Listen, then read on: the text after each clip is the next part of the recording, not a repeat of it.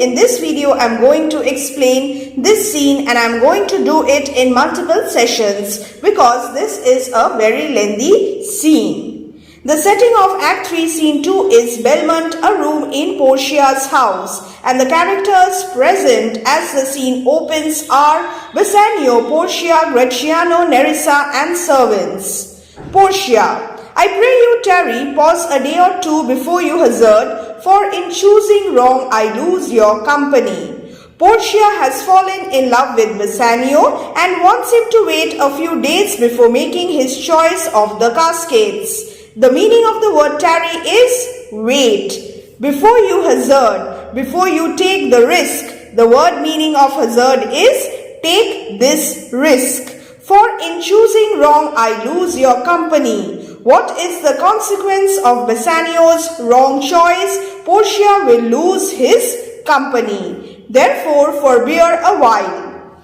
There's something tells me, but it is not love. I would not lose you. And you know yourself, hate counsels not in such a quality. That is, hatred does not give this kind of advice. There is something in Portia that tells her that she is not going to lose Bassanio. It is not hatred, it is not love. So what is it? It is hope. But lest you should not understand me well, and yet a maiden hath no tongue but thought. The meaning of hath is has. And the meaning of this line, and yet a maiden hath no tongue but thought, is, come to the annotation. Portia seems to be saying that her speech should be easily understood because it is a simple expression of her thoughts without the obscurities, the ambiguities, the vagueness created by elaborate language. And what is she feeling right now? She is trying to convince Bassanio to postpone the choice of the caskets. I would detain you. Very clearly, directly she says, I would detain you here some month or two before you venture for me. You venture for me, try to win me. I could teach you how to choose right, but then I am forsown, so will I never be. Here, Portia could teach Bassanio, help Bassanio how to choose the right casket, but then I am forsown, that is, she had made a promise to her late father, so she will now not break the oath of secrecy. And so may you miss me. The meaning of the word miss is lose. Here Portia is a dutiful daughter. Yes, she is in love with Bassanio, but she is also a dutiful daughter. Beshrew your eyes. Beshrew. Shame on your eyes. Whose eyes? It is the eyes of Bassanio. And why is it so? They have overlooked me. They have bewitched me. Bassanio's eyes have enchanted Portia and divided her. Divided me. There is a conflict within Portia. One half of me is yours. Portia has surrendered one half of herself to Bassanio. The other half has also been surrendered to Bassanio, the half that belonged to Portia. I would say, but if mine, then yours, and so all yours. The moot point is that she has surrendered herself completely to Bassanio for the sake of love. She has fallen deeply in love with Bassanio. Oh, these naughty times, wicked times, put bars, obstacles between the owners and their rights. It is the right of Portia to be loved by Bassanio and vice versa, and she has already surrendered herself to Bassanio. Bassanio is her owner now. And so though yours, though belonging to Bassanio, yet not completely belonging to Bassanio. So they cannot unite in love because of the wicked times that put obstacles between them. Prove it so. What is the meaning of prove it so? If this proves to be the case that Bassanio cannot possess her, let fortune go to hell for it, not I. It will be fortune's fault, not Portia's. I speak too long, and why is she speaking so much? but it is to piece the time. The meaning of the word piece is measure out, to it, add to it, and to draw it out in length, to stretch time, to prolong the time, to stretch the time, to prevent Bassanio from making the choice of caskets immediately, to postpone the choice of casket, to stay you from election. What is this election? Choice of the casket. What is Bassanio's reaction? Bassanio, let me choose. Very firm, very determined, and he refuses to wait. For as I am, I live upon the rack. So who lives upon the rack? It is Bassanio. And what is the rack? The rack is an instrument of torture which stretched the victim's body until he confessed his crimes, usually of treason to the state. And here, Portia is trying to stretch out the time. Portia upon the rack. Bassanio, then confess what treason there is mixed with your love. If you are a faithful lover, a true lover, or you are an unfaithful lover. Bassanio, none but that ugly treason of mistrust, suspense, hesitation, which makes me fear the enjoying of my love. He is doubtful. Bassanio is also anxious and doubtful, and he is afraid that he would not have the one he loves for his wife. That is, he will not be able to choose the right casket and then marry Portia. There may as well be amity and life, friendship, relationship between snow and fire as treason and my love. So he is a true lover. His love for Portia is true and unconditional, and there is no treason in this love. There is no treachery. He is not unfaithful. Just as there can be no relationship between fire and snow, fire can only melt snow. Similarly, Bassanio's love is also free from any adulteration, free from any treason or treachery. Portia, but I fear you speak upon the rack, where men enforced do speak anything. So are you telling the truth, Bassanio? And what is Bassanio's answer here? Bassanio, promise me life and I will confess the truth. Portia, well then, confess and live. The meaning of this expression is confess and live. This was offered to traitors on the rack as the alternative to dying with their secrets. Confess and love. Bassanio has finally reciprocated Portia's love. Had been the very sum of my confession, confess and love, deeply in love with Portia. O happy torment, when my torturer, who is his torturer? Here, she is Portia, doth teach me answers for deliverance, does teach me answers for deliverance, that is, to be released. But let me to my fortune and the caskets. Again, he is determined not to wait and to choose the right casket as soon as possible. Portia, away then, I am locked in one of them. In one of the three caskets, the gold casket, the silver casket, and the lead casket. And what is the meaning of I am locked? The portrait, the picture of Portia is locked in one of the three caskets. If you do love me, you will find me. Only a true lover will be able to make the right choice. You will find me out, you will find my portrait. So, this is exactly the purpose of the choice of caskets as devised by Portia's late father, deceased father. Nerissa and the rest stand all aloof, stand at a distance. Let music sound while he does make his choice. Then, if he lose, so this music is significant.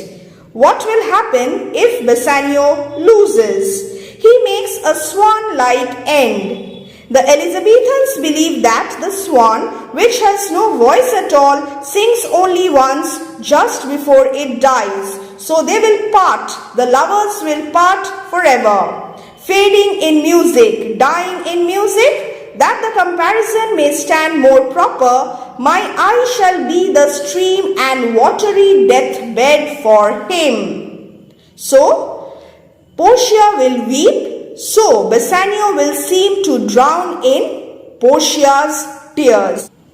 He may win, and what is music then? What will happen if Bassanio wins and if Bassanio makes the right choice? So, in that case, then music is even as the flourish when true subjects bow to a new crowned monarch. The meaning of the word flourish is ceremonial fanfare on trumpets.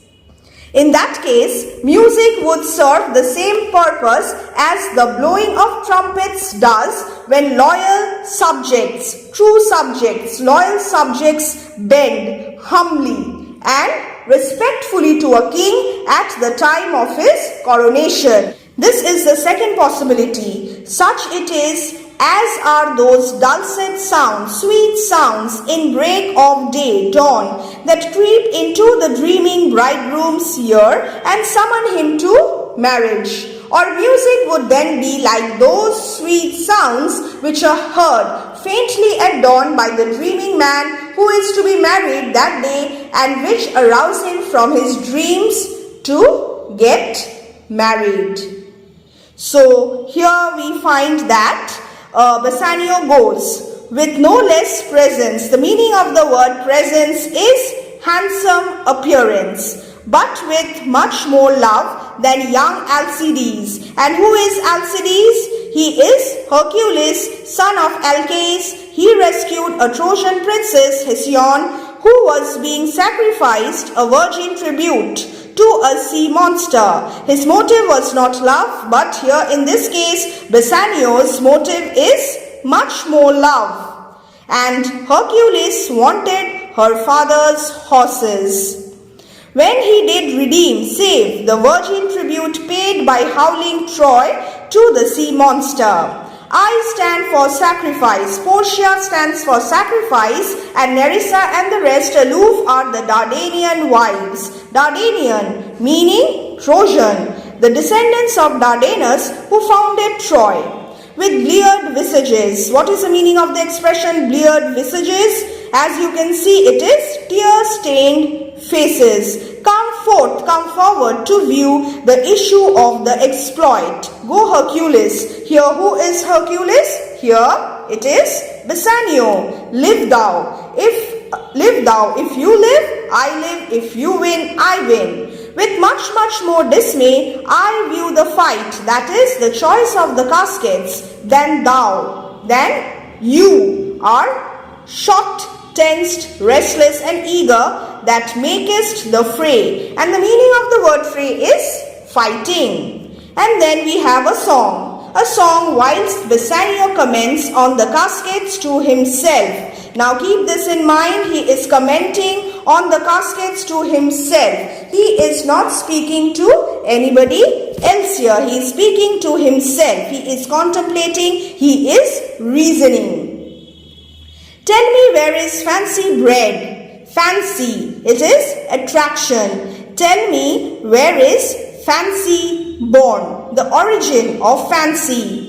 Is it in the heart of a human being or in the head of a human being? How begot? How produced? How is it fed? Reply. It is engendered in the eyes. So, love is born in the eyes and it is nourished by the mutual gazing of the lovers at each other. The feeling of love, if it is a mere fancy and not something real, would die in its initial stages, in the cradle, initial stages where it lies. The word dies is very important. So, if your love is based on just attraction, infatuation, then it is not true love, it is short-lived. It is a temporary phase. let us all ring fancy's knell. And after using the word dies, the speaker, the singer also uses the word knell. And what is the meaning of knell? Knell is death bell, funeral bell associated with death. I will begin it. Ding dong, dong bell.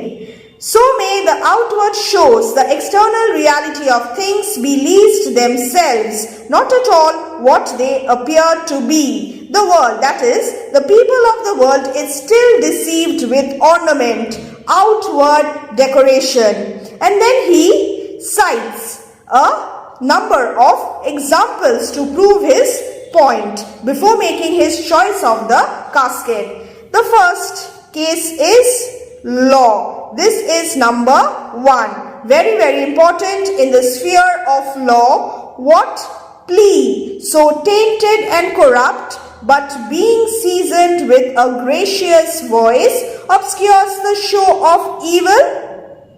The annotation.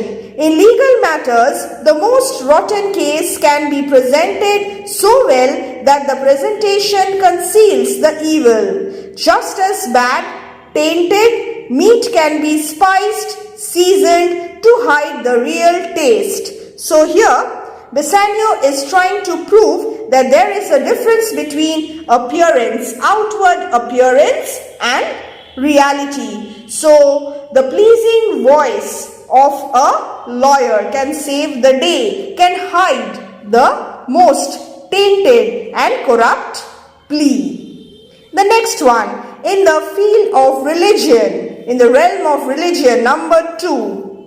What damned error, but some sober brow will bless it and approve it with a text, hiding the grossness with fair ornament? Again, the annotation.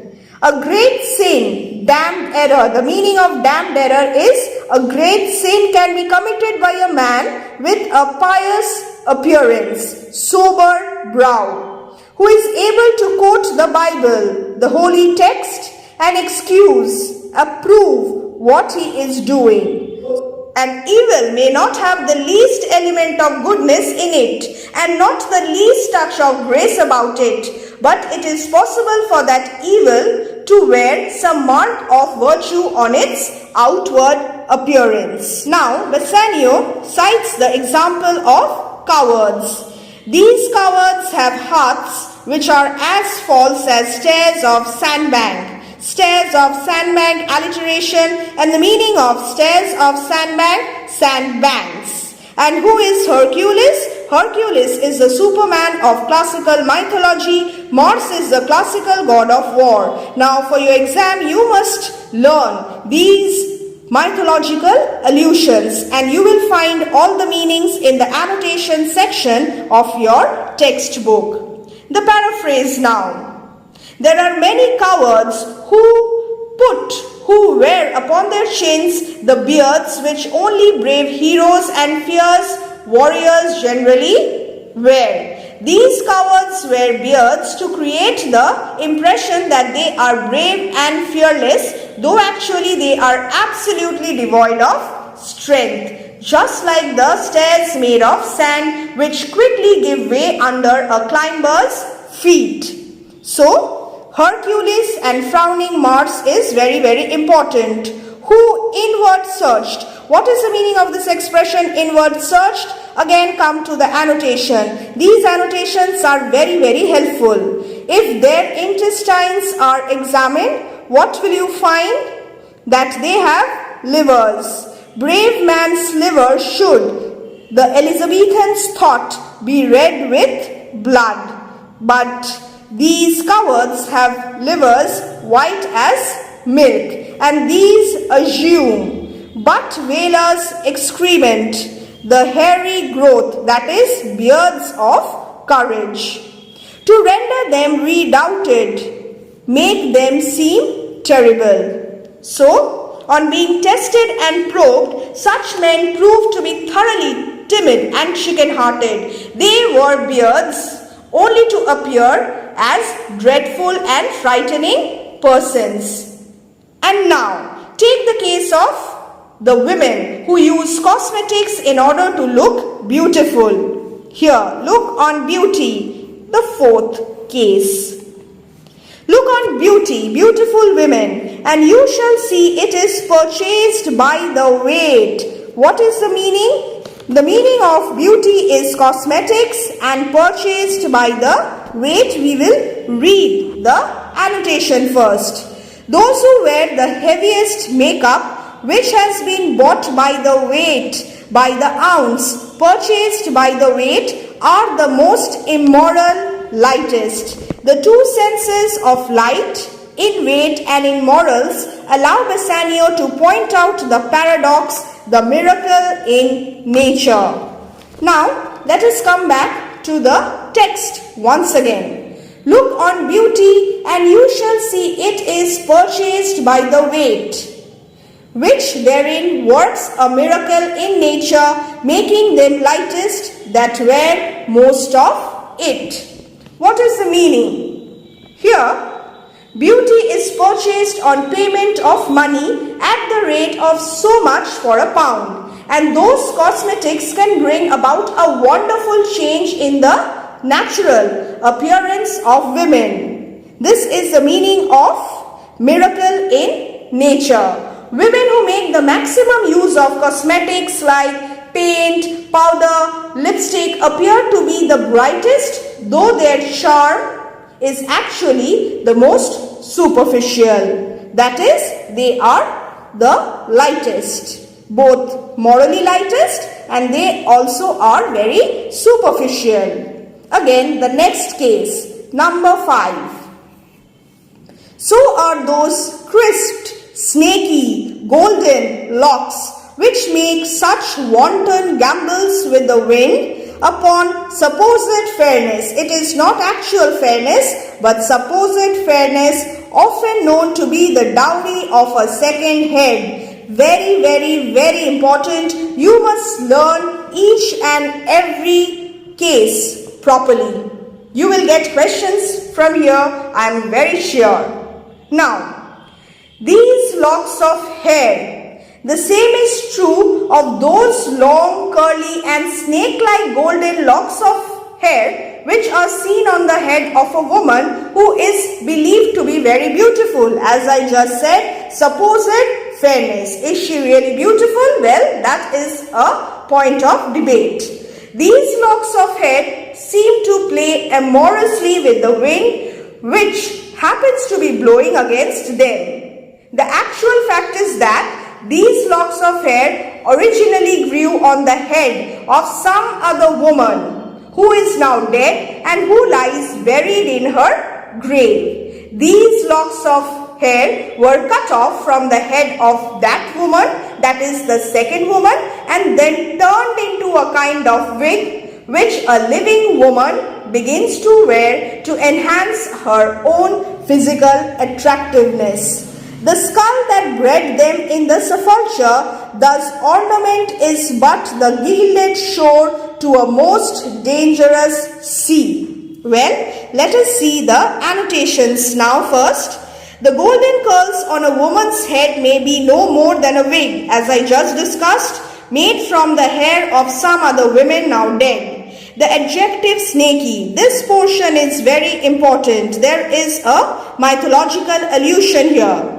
The adjective snaky implies a comparison with the head of Medusa, who had snakes for her hair. Anyone who looked at Medusa was turned to stone.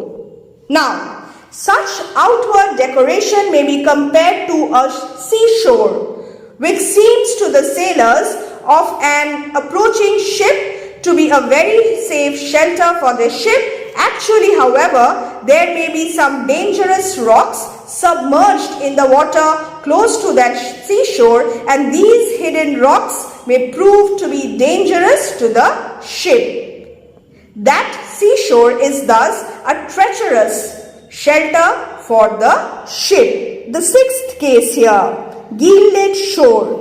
Ornament, outward appearance, is but the gilded shore to a most dangerous sea. Again, the beauteous scarf, 7. The beauteous scarf Wailing and Indian beauty. So, Indian beauty, dark-skinned. The Elizabethan ideal of beauty was blonde with a fair skin, and Indian beauty would be almost a contradiction in terms. Now, wailing and Indian beauty, in a word, that seeming truth which cunning times put on to entrap the wisest. What is the meaning of these lines?